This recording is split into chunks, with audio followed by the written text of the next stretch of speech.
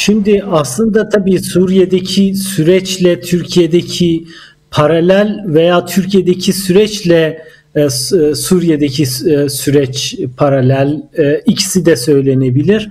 Bildiğiniz gibi yani Esad rejiminin e, yıkılmasıyla, Baas sisteminin yıkılmasıyla birlikte aslında Türkiye'deki süreç biraz daha hızlandı.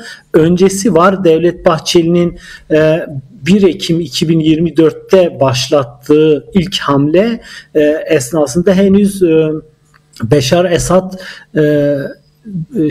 Şam'daydı ve sistemin başındaydı. Fakat biraz da artık açıkçası biz belki bilmiyorduk ama Türkiye'nin İdlib'deki gelişmelerden ve Colani ve HTŞ'nin Şam'a doğru yürüyüşünden önceden haberdar olduğu aşağı yukarı artık rahatlıkla söylenebilir ve dolayısıyla da Suriye'de bir sistem yıkılırken, orada da ciddi bir Kürt gücü söz konusuyken bir tür kontrolsüz ve kaotik bir Suriye olasılığı gündemdeydi. En azından bizim gündemimizde henüz yoktu ama devlet bunu biliyordu. Ve İsrail'in de Suriye'deki emelleri, aynı şekilde Amerika'nın ve uluslararası güçlerin ki o zaman İran ve Rusya'da denklemin içindeydi doğrudan.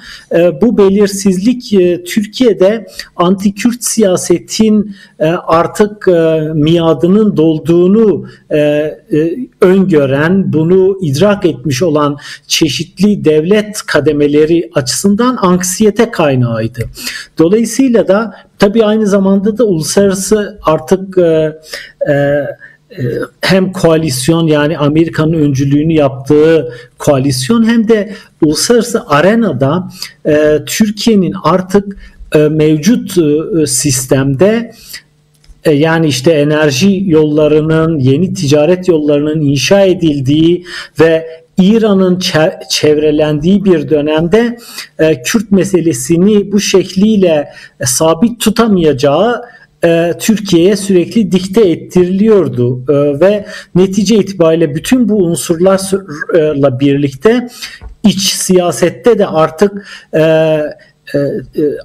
kayyum sistemi, DEM Parti'ye yönelik baskılar, Kürtlere yönelik ağır baskılar sistemi de tıkamış durumdaydı ve böylesi bir şey üzerine, böylesi bir tıkanma üzerine Türkiye'de söz konusu süreç başladı ve Türkiye Suriye'de de askeri olarak ilerleyemediği için mecburen diplomatik akışa bir şekilde dahil oldu. Giderek de bunu şekillendirdi. Şimdi son günlerde bizim Suriye'de gördüğümüz bütün bu gelişmeler aslında Türkiye'deki belli bir iktidar içindeki belli bir klik veya zümre tarafından pek de arzulanan tablo değil. Onlar hayır biz askeri olarak girelim yahut bir tür kuzeyde Arap-Kürt gerilimi yaratalım, SDG'nin altını boşaltalım ve Kürtlerin orada herhangi bir hak veya müzakere talep edemeyecek düzeyde taleplerini minimize edelim arzusu içindeydiler. Fakat dediğim gibi uluslararası dengeler Türkiye'nin bu açıdan bu yolunu tıkadı. Öbür yolda ise tek aktörlü bir yol değil. Yani mesele sadece Ankara, Şam ve işte Haseki arasında yürümüyor. Başka dinamikler de var ve bu dinamikleri çözüm süreci yanlısı heyet diyelim, devlet erkanı bunu bir tür buna dahil olarak daha iyi yönetti diyelim. Netice itibariyle varılan nokta hala tabii ki net değil Kürtler açısından. Dün önceki gün Mazlum Abdi Şam ziyaretiyle ilgili Ronahit TV'ye verdiği mülakatta adem merkeziyetçi bir yapı arzuladıklarını fakat bu konuda Şam'daki görüşme esnasında netliğe varılamadığını söyledi ki en hayati mesele bu. Öte taraftan SDG'nin nasıl entegre edileceği ve işte diğer askeri birliklerin yani mahalli polis teşkilatı dahil olmak üzere bunların nasıl bundan sonra işlevselleştirileceği Şam ve Haseke Kamışlo müzakerelerine bağlı olacak. Eğer burada Türkiye oyun bozan pozisyonunda diretmezse, özellikle Hakan Fidan'ın temsil ettiği yaklaşım egemen hale gelmezse müzakerelerin çetin olacağı ama öyle veya böyle savaşsız bir biçimde ilerleyeceği anlaşılıyor. Değerli Aktan, yine işte Rojava'daki demokratik özellik denemi ile Türkiye'deki demokratik çözüm tartışmaları arasında nasıl bir paralellik var? Yani bu süreçte biliyorsun biraz paralel başladı. Yani Türkiye'de başlayan demokratik toplum süreciyle işte Suriye'deki Esad gidişiyle birlikte başlayan bir süreç var ve tamamıyla birbirine aynı dönemlere denk geldi. Nasıl bir paralellik ve nasıl etkiler Türkiye'deki durumla Suriye'deki genel durumu nasıl etkiler? Şimdi şöyle, bir kere Kürtler, Türkiye'deki Kürtler hatırlayın 2014 Eylül'ünde IŞİD Kobani'ye saldırdığında Türkiye'de on binlerce Kürt sınıra yığılmıştı. Suruç sınırında ve işte o tel bariyerleri aşarak Kobani'ye giden gençler oldu.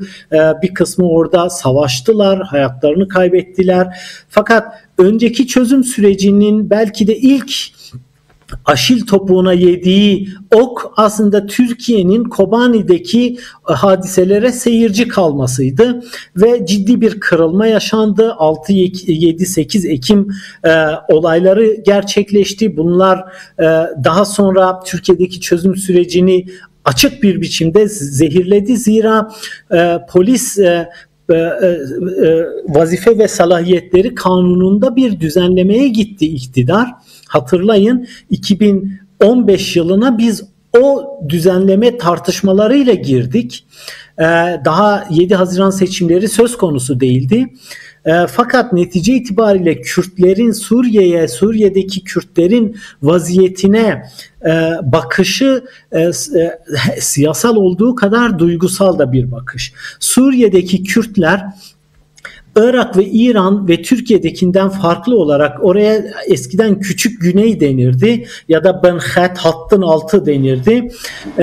Ta 1930'larda daha Fransız kolonisiyken, Fransız sömürgesiyken Suriye, Kürtler o zaman Hacı Ağa ve Hoybun örgütü önderliğinde ana dil hakkı talep etmişti. Sonuçta Fransa Suriye'yi ve Rojava'yı bir diktatörlüğe teslim ederek oradan çıktı. Daha sonra Baas geldi. Hafız Esad'ın Arap kemeriyle birlikte işte Cebetül Ekrat, Kürt Dağı denen bölgeden itibaren kurduğu Arap kemeri, yani her bir Kürt köyünün arasına bir Arap köyü koyarak oradaki demografik yapıyı değiştirmesi, yüz binlerce Kürt'ü siz sınırın öte tarafından Şeyh Said isyanından sonra geldiniz, Türkiyelisiniz, dolayısıyla vatandaş olamazsınız deyip 10 yıllar boyunca haymat pozisyonda tutması, Kürtlerin Şam'a bile giderken izin istemek zorunda bırakıldığı, çok ağır eğitimsiz bırakıldıkları, ağır hak ihlalleri yaşadıkları bir yüzyılı var Suriye Kürtlerinin ve kuzeydeki Kürtler bunu gayet iyi biliyorlar. Dolayısıyla da oradaki Kürtlerin göreli bir takım haklar elde etmesini kendilerinin elde edeceği haktan bile daha fazla önemsiyorlar. Birinci mesele bu. Yani Türkiye'deki Kürtlerin Suriye'deki Kürtlerle ilgili duygusu ve bunun tarihsel arka planı. Uzun hadise burada bırakıyorum. Öte taraftan ise şu çok açık, Suriye'deki Kürt siyasallaşması Türkiye'deki Kürt siyasallaşmasının ideolojik bir ilk yansıma yeri. Yani Öcalan'ın kurduğu ideolojik hat ya da PKK'nın kurduğu ideolojik hat 2004 Kamışlo katliamından, stadyum katliamından sonra PYD'nin orada giderek zemin kazanması 2010'dan 11'den itibaren oradaki Kürtlerin demokratik muhalefetle bir demokratik koalisyon kurmasıyla şekillendi. Hatırlayın, 2010-11'de henüz Suriye'deki Kürtler ellerine silah bile almamışlardı. Yani YPG, YPJ sonraki saldırılarla mecburen kurulan öz savunma güçleriydi. Ve dolayısıyla orada tabii ki politik olarak da Türkiye'deki politik yapılanmanın bir uzantısı ve Kürt hareketinin Türkiye'deki bütün davranışları, yani stratejik veya diplomatik, askeri, siyasi, her neyse bütün hamleleri orayı doğrudan etkiliyor. Bundan sonra da etkilemeye devam edecek. Şimdi toparlıyorum. Dolayısıyla Türkiye'nin Suriye'deki Kürtlerle ilişkisinin Türkiye'ye doğrudan yansımaları var ve olacak. Bunun yani Suriye'de çözümsüz ya da gidin Şam'a biat edin ve hiçbir hak talep etmeyin yaklaşımı Türkiye'deki süreci bitirmekle eş anlamlı görülüyor. Bana göre eğer Türkiye mevcut Suriye'deki diplomatik gelişmeleri, yani Haseke Şam arasındaki diplomatik gelişmeleri destekleyen bir pozisyonda olursa, o zaman şunu anlayabiliriz: Türkiye'deki süreç de bu yönde ilerleyecektir. Yani Suriye'deki davranış Türkiye'de geleceği öngörmemizi sağlayacak önemli bir göstergedir.